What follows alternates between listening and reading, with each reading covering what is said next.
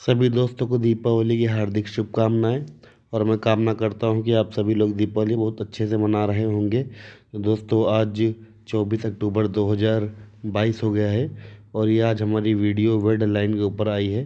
अगर आप वेड लाइन के बारे में जानना चाहते हैं तो इस वीडियो पढ़ करके जान सकते हैं कि वेड लाइन क्या होती है और वेड लाइन को कैसे हम ट्रबल शूटिंग करते हैं। तो आइए चलते हैं, वीडियो को देखते हैं। वेड लाइन क्या होता है? जब अलग अलग मेल्ट फ्रंट सेपरेट डायरेक्शन में एक दूसरे के अपोजिट में एंड पॉइंट पर मिलते हैं ट्रेवल करने के बाद, तब वेड लाइन फॉर्म होता है। जब मेल्ट फ्रंट एक दूसरे के पैरेलल फ्लो करते हैं और उनके बीच एक बॉन्ड बन जाती है, तब मेल्ट लाइन फॉर्म होती है। यानी कि वेल्ड लाइन अलग होता है और मेल्ट लाइन अलग होती है। तो मेल्ट फ्रंट की बात की गई है। मेल्ट फ्रंट क्या होता है? जब मोल्ड के गेट से यानी फीड सिस्टम से जो स्प्रू रनर के बाद गेट होता है जहाँ से मेटल मोल्ड के अंदर एंटर करता है, वहाँ जो प्लास्टिक मटेरियल सबसे आगे होता है, फ्रंट हिस्सा होता है मटेरियल का, उसको हम मेल्ट फ्रंट बोलते हैं। और जैसे ही वो गेट से निकल के पार्ट के डायमेंशन को भरने की कोशिश करता है, उसमें उस तरफ जो सबसे आगे का पार्ट होता है उसको मेल्ट फ्रंट बोलते हैं। और जब ये मेल्ट फ्रंट दो हो जाते हैं, वैसे सिंगल ही रहता है, पर अगर अलग अलग गेट पॉइंट दिए गए हैं मोल्ड में तो दो रहते ही हैं। पर कभी कभी कुछ केसेस में मेल्ट फ्रंट सिंगल रहता है, पर कुछ वजहों से डबल हो जाते हैं, ट्रिपल हो जाते हैं। वो क्यों होते हैं वो अभी हम थोड़ी देर में आपको बताएंगे। तो ये हो जाता है क्या, मेल्ट फ्रंट जो होता है ये इस तरह से फॉर्म होता है। और आगे पढ़ते हैं। जब जहाँ पर रिप्स, बॉसेस, होल्स होते हैं वहाँ वेल्ड लाइन आता है। अगर पार्ट में इंसल्ट हो, मल्टीपल गेट हो, तो वेल्ड लाइन या मेल्ड लाइन बनता है। मेल्ट फ्रंट के बीच में थीटा एंगल होता है जो 135 डिग्री बनाता है, जबकि मेल्ट लाइन में मेल्ट फ्रंट एक दूसरे को इमर्ज करते हैं और 135 डिग्री की बॉन्डिंग होती है इनके बीच में। इसे कम करने के लिए क्या करना होगा? इंजेक्शन स्पीड को बढ़ाना होगा। कई बार इंजेक्शन स्पीड कम होती है तो उसको बढ़ाने की ज़रूरत पड़ जाती है। इंजेक्शन प्रेशर कम होता है, उसको भी बढ़ाना पड़ता है। होल्डिंग टाइम, होल्डिंग प्रेशर कम हो अगर तो उसको भी बढ़ाया जाता है। मोल्ड में एयर वेंटिंग चेक करना चाहिए। मोल्ड का टेम्परेचर चेक करना चाहिए। मोल्ड या मेल्ट टेम्परेचर बढ़ा देना चाहिए। मॉलिक्यूल्स कोलैप्स होने चाहिए। पार्ट का थिकनेस कम ना हो लास्ट एरिया में।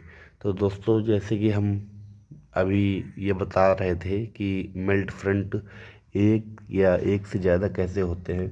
कभी कभी क्या होता है, पार्ट में कहीं पर आ जाते हैं, होल्स का सेक्शन डिज़ाइन होता है, या फिर कहीं रिप्स होती हैं, या कहीं गसेट्स होते हैं, या कभी कभी कोई इंसल्ट लगा हुआ होता है, जिसकी वजह से जो मेल्ट फ्लो हो रहा होता है उसके फ्रंट्स जो होते हैं एक की जगह दो डायरेक्शन में डिवाइड हो जाते हैं। और जब वो गेट के दूसरे एंड की तरफ आ जाते हैं, जो ऑब्स्ट्रक्शंस होते हैं ये इनके दूसरी तरफ आते हैं, तो ये मेल्ट फ्रंट फिर से आपस में मिल जाते हैं। पर आपस में मिलने के बाद फिर क्या होता है, एक लाइन टाइप की बन जाती है।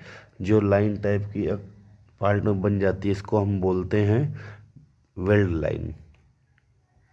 तो वेल्ड लाइन जो होता है वो बनता है जब दोनों मेल्ट फ्रंट 135 डिग्री के एंगल पर बन रहा होता है, तो उसको वेल्ड लाइन बोलते हैं।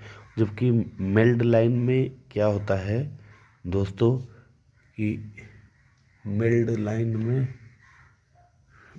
लाइन में जो दो मेल्ट फ्रंट होते हैं वो एक दूसरे के पैरेलल फ्लो कर रहे होते हैं और इन दोनों के बीच में एक बॉन्डिंग बनती है।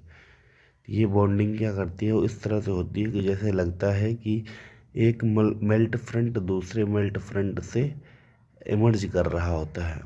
तो इसे कम करने के लिए, जैसे कि हमने पहले भी बताया है, इंजेक्शन स्पीड बढ़ाना चाहिए। क्यों इंजेक्शन स्पीड क्यों बढ़ाते हैं? क्योंकि पार्ट की डिज़ाइन के हिसाब से ये चीज़ डिफाइन होती है कि हो सकता है वहाँ पे मटेरियल पूरी तरह से पूरी स्पीड से जा ना रहा हो उस पॉइंट पर, तो स्पीड बढ़ाने से वो मटेरियल वहाँ पर उस पार्टिकुलर एरिया में पहुँच जाता है इंजेक्शन स्पीड और इंजेक्शन प्रेशर बढ़ाने से। यानी कि ये जो पैरामीटर से हम बढ़ा देते हैं, injection speed, injection pressure, holding time, तो ये सब बढ़ा देने से कई बार जहाँ पर मटेरियल नहीं पहुँच रहा होता है या फिर एयर स्पेस बना रही होती है, तो वो एयर वेंटिंग ब्लॉक होने की वजह से एयर निकल नहीं पाती है, तो वहाँ पर मेल्ट लाइन आ जाती है। तो उस चीज़ के लिए एयर वेंटिंग को क्लियर करना ज़रूरी हो जाता है। मोल्ड का टेम्परेचर अगर ज़्यादा नहीं होता है, कम होता है, तो मेटल थोड़ा थिक रहता है और वहाँ तक उस एरिया पे जहाँ पे वेल्ड लाइन फॉर्म हो रही होती वहाँ नहीं पहुँच पाता है। तो कई बार हमें मोल्ड का टेम्परेचर, मेल्ट का टेम्परेचर भी बढ़ाना पड़ता है। तो दोस्तों ये सब जो ट्रबल शूटिंग करने के तरीके हैं, ये सब प्रॉपरली एक्सपीरियंस पर डिपेंड करता है और काम करते करते अपने आप ही समझ में आ जाता है कि डिफेक्ट जो है वो वेल्ड लाइन या मिडल लाइन है जो भी है वो किस तरह से सॉल्व होगा, ये अपने आप ही समझ में आ जाता है। तो आज के लिए इतना ही दोस्तों। आप लोगों से रिक्वेस्ट है कि अगर वेल्ड लाइन आपको समझ में आ गया हो तो ज़्यादा से ज़्यादा लोग मेरे से जुड़िए और इस चैनल को सब्सक्राइब करिए। थैंक यू दोस्तों, और एक बार फिर से आप सभी लोगों को दीपावली की हार्दिक शुभकामनाएं।